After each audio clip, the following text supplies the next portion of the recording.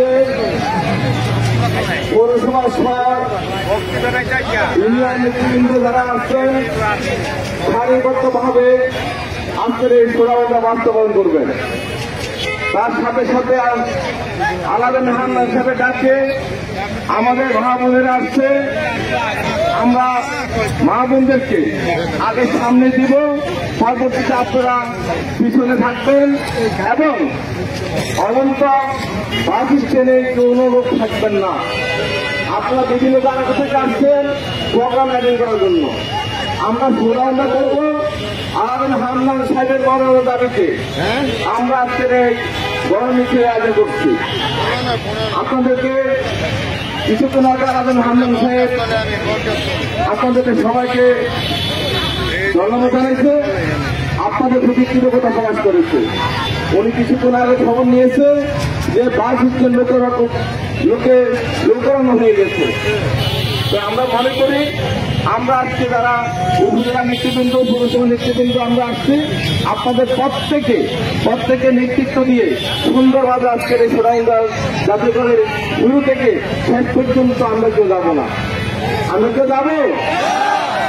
আর আপনারা জানেন গত কিছুদিন আগে আমরা আশা করেছিলাম যিনি দীর্ঘ 30টি বছর এর পরিশ্রমে সামাজিক কাজ করেছে, যিনি গত 30টি বছর বিএনপিকে সুসংগঠিত করেছে, গত 16 বছর বিএনপিকে আওয়ামী লীগের দুঃশাসনের বিরুদ্ধে যেভাবে আমরা মাঠেছিলাম, যেভাবে আমরা মাঠে ময়দানে রাজনীতি করেছি, বিভিন্ন মহকুমা বিভিন্নভাবে আমরা জুলুম ঘুরিয়া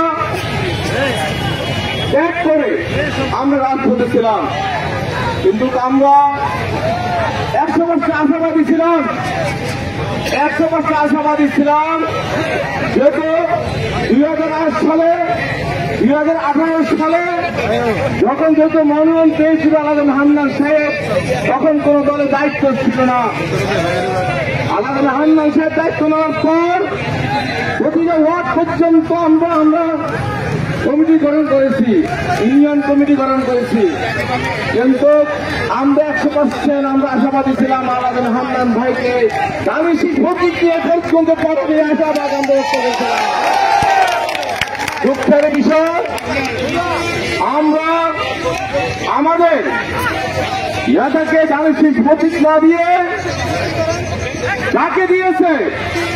গত 15-16 বছর উনি মাঠে ছিলেন না, কোন মামলা মোকদ্দমা সে খাই নাই।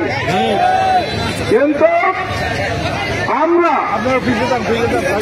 কেন্দ্রীয় নেতাদের প্রতি আহ্বান করে বলব, আমাদের ভারপ্রাপ্ত চেয়ারম্যান বাংলাদেশ অহংকার, যিনি আগামী রাষ্ট্রনায়ক, যিনি গত 16 বছরে বাংলাদেশ আসতে পারে নাই, আমরা ওনার প্রতি আহ্বান করব, অনুরোধ করব যাতে করে আপনারা পূর্ণ বিবেচনা করে আলাদা হান্নান সাহেবকে দানশীষের প্রতীক দিয়ে পর্যন্ত পাঠান। আমরা অপেক্ষায় থাকব, আমরা অপেক্ষায় থাকব। আমরা আলাদা হান্নান সাহেবের নেতৃত্বে আমরা ফরিদগঞ্জে আসন 3 উপহার দিতে পারব। আমরা ফরিদগঞ্জে বসি, আমাদের একটি দাবি, যিনি গত 23 সালে 28 অক্টোবর ঢাকা থেকে গ্রেপ্তার হয়েছিল, যিনি 3টি মাস কারাভোগ করেছিল, যিনি 16 বছর রাজপথে ছিল, ওনার নেতা কর্মীদেরকে ওনার পাশে রেখেছিলেন। আমরা অনুরোধ করব আলাদা হান্নান সাহেব এ পর্যন্ত গণমানুষের নেতা, এ পর্যন্ত বিএনপিকে সুসংগঠিত করেছেন, পর্যন্তে সামাজিক কাজ করেছেন। আমরা আশাবাদী এখনো কেন্দ্রীয় নেতাদের প্রতি আমাদের চেয়ারপারসন দেশনেত্রী 3 বারের প্রধানমন্ত্রী ওনার কাছে আমাদের পর্যন্তবাসীর আকুল আবেদন, সাথে করে আমরা আলাদা হান্নান সাহেবকে এই পর্যন্তের বাসী দীর্ঘদিনের আশা আকাঙ্ক্ষা অনন্ত ওনাকে একবার এমপি নির্বাচিত করা। আজকে তারুণ্য অহংকার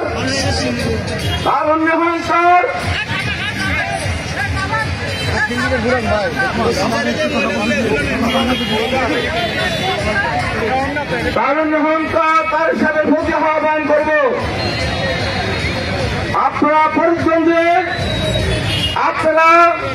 আপনাদের নেতৃবৃন্দ করেন, তদন্ত করে দেখেন, জনগণের মাধ্যমে যদি আগামী হান্নান সাহেব এগিয়ে না থাকে, যদি এদেশের গণমানুষের নেতা না হয়ে থাকে, যদি 16টি বছর এই বিএনপি নেতা কর্মীদের পাশে যদি উনি না থাকে, তাহলে আমাদের কোনো আবৃত্তি নাই। আর যদি আপনি আমাদের ভারপ্রাপ্ত চেয়ারম্যান, আপনার 3টি শর্ত দিয়েছিলেন, এই 3টি শর্তের মধ্যে রয়েছে তার বিরুদ্ধে মামলা আছে, যার সাথে এলাকায় সুসম্পর্ক আছে, তিনি দলকে সুসংগঠিত করেছেন, গত 16 বছর যেই বিএনপি নেতা কর্মীদের পাশে ছিলেন তাকে মনোনয়ন দেওয়া হবে। কিন্তু আমাদের নেতা 3টি নয় 30টা যে শর্ত দিয়েছেন, 30টা শর্ত ইনশাআল্লাহ পূরণ করতে পারবো আলাদা হান্নান সাহেব। আসলে আমরা বক্তব্য দীর্ঘায়িত করবো না। এখন আমাদের মাঝে অনেক নেতৃবৃন্দ আছেন, তার মধ্যে আমাদের